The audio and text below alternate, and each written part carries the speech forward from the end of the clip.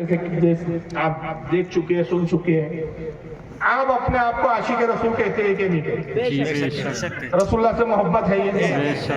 अब आप अपने दिल से पूछो कि गुस्ताख रसूल जिससे आप नबी से मोहब्बत का दावा करते हैं, उसी नबी के गुस्ताख को अपनी बेटी कैसे देना पसंद है? और उस गुस्ताख की बेटी अपने घर कैसे लाना पसंद करेंगे? अब अपने ज़मीर से पूछो। हमारे हालात ये है कि अगर किसी ने हमारे बाप दादा को गाली बकी हो, हमारे बाप दादा से झगड़ा किया हो, सदियों और सालों तक जमाने गुजर जाते, पीढ़ियां गुजर जाती, हमारी उनसे सुलह नहीं होती। बात तक नहीं, मैयतों में नहीं जाते, शादियों में नहीं जाते, चेहरा देखना पसंद नहीं करते, मिल जाए आमना सामना तो सलाम दुआ नहीं करते। लेकिन जो नबी, सारे रिश्ते तो यहाँ खत्म हो जाएंगे। जिस नबी का रिश्ता कयामत तक कायम रहने वाला है, उस नबी से मोहब्बत का दावा है और उसके गुस्ताख की बेटी घर में ला रही है, फिर दावा है कि हम मुसलमान। तो इसका शरीयत का हुक्म क्या पूछना है इस बारे में? भाई आप अपने ज़मीर से पूछो कि आपका ज़मीर कैसे गवारा करता है।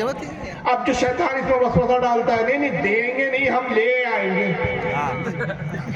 देंगे तो हमारी लड़की वहाबी बन जाएंगी, तो लड़की को नहीं देंगे, वहाबी की लाके हम सुन्नी बना लेंगे। भाई साहब अभी आप ही का कट्टर सुन्नी बने।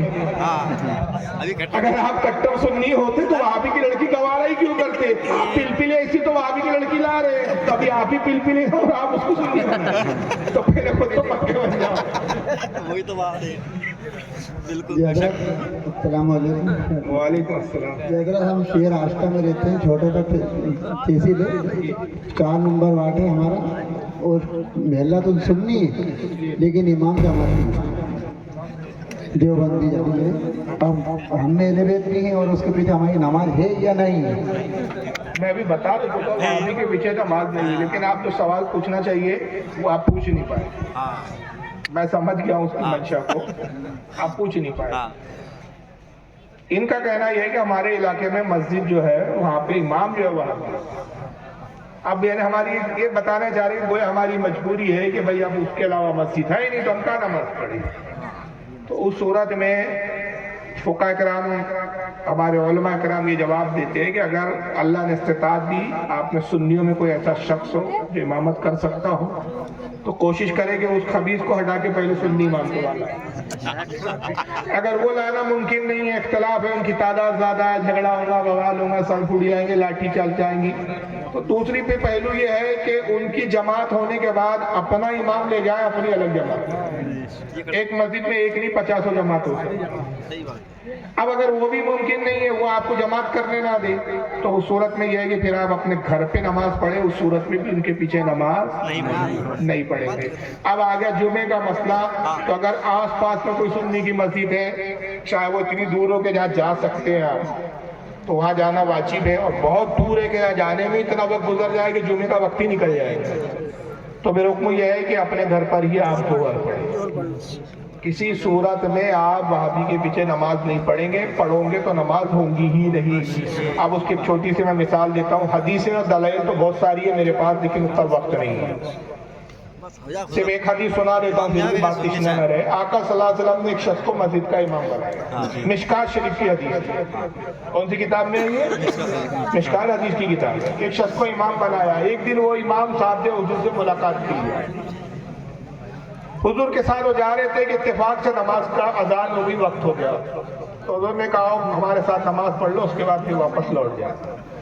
वो हुजूर के साथ मस्जिद नबी की तरफ जा रहे थे कि उन्होंने किबले की तरफ थूक दिया। इमाम साहब आका सल्लल्लाहु अलैहि वसल्लम ने नमाज पढ़ाई, उसके बाद खुतबा दिया, फरमाया कि लोगों, इस शख्स को मैं इमामत से बरतरफ करता हूँ, आज से तुम्हारा इमाम है।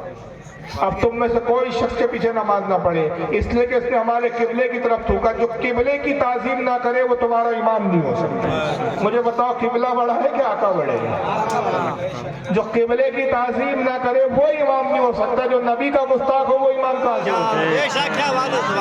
हदीस में।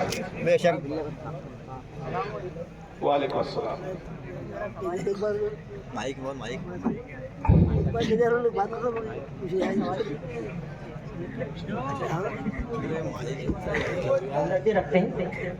یا ان کہتے ہیں کہ ان کے پیچھے نماز ہو سکتی ہے؟ ایسے پیر سے مرید ہونا جائز نہیں. مرید ہو, سوال سن لیجیے, لوگوں نے نہیں سنا. ایسے پیر صاحب جو دیوبندیوں سے ہمدردی رکھتے ہیں وہ پیر نہیں ہے, پیر ہے. کون ہے وہ؟ ابھی خود اس کو اصلاح کی ضرورت ہے بیچارے کو. کیا تمہاری اصلاح کرے گا؟ اس کو ابھی کفر ایمانی سمجھ میں نہیں آیا تو وہ پیر کیا, وہ ایسا ہے پدرم سلطان کو. مولانا روم کہتے ہیں کہ ایسو کی مثال یہ ہے کہ ان میں کوئی خود خوبی نہیں ہے. تم کون؟ میرا باپ بادشاہ تھا. ابے تو کون؟ تیرے ابا کے بارے میں نہیں پوچھ رہے, تیرے بارے میں پوچھ رہے. تو کون؟ کچھ بھی نہیں. اور ڈاکٹر اقبال ایسو کے بارے میں کہتا ہے کہ میراث میں آئی ہے مسند ارشاد, میراث میں آئی ہے انہیں مسند ارشاد, زاغوں کے تصرف میں عقابوں کا نشے. شعر بڑا ہیوی ہے, سر پہ سے گیا ہوگا. وہ اقبال کا شعر ہے, ڈاکٹر اقبال کا. عقاب ایک پرندہ ہوتا ہے جس کے بارے میں آپ ایگل جس کو انگلش میں بولتے ہیں, باز بھی بولا جاتا ہے. تو اس پرندے کی کچھ خصوصیات ہیں. یہ پرندہ بہت بلند پرواز, تمام پرندوں میں سب سے اونچا ہوتا ہے. ایک خوبی ہے, اس کی نگاہ اتنی تیز ہے کہ اڑتے اڑتے پانی کے اندر مچھلی دیکھ لیتا ہے اور شکار کر لیتا ہے. اڑتے ہوئے آئے گا, پنجے سے مچھلی کو جھپٹ لے گا. یہ خود اپنا گھونسلہ بناتا ہے, کسی کے گھونسلے پہ کبھی قبضہ نہیں کرتا. یہ خود اپنا گھونسلہ بنائے گا. اس میں ایک تیسری خوبی ہے کہ کبھی مردار نہیں کھاتا, خود کا شکار کیا ہوا کھائے گا, کسی دوسرے کے شکار کو بھی نہیں کھائے گا. کوئی دوسرے کا شکار کیا ہوا بھی اس کو کوئی چیز مل جائے تو کبھی منہ نہیں مارے گا. یہ خود شکار کرے گا تو کھائے گا. نگاہ تیز ہوتی ہے, پرواز ہوتی ہے. تو یہ ساری خوبی ہوتی ہے. اور اس کے برعکس کوا ہوتا ہے, کالا کوا. یہ ہمیشہ مردار کھائے گا, دوسرے کے شکار پہ جھپٹ پڑے گا, دوسرے کے گھونسلے پہ قبضہ کر لے گا. پرواز اتنی بلند نہیں. تو فارسی میں زاغ کہتے کوے کو, عقاب کہتے ہیں باز کو. تو ڈاکٹر اقبال کہتا ہے کہ یہ ایسے پیر جو ہے نا, ان کی حالت کیا ہے کہ میراث میں آئی ہے مسند ارشاد.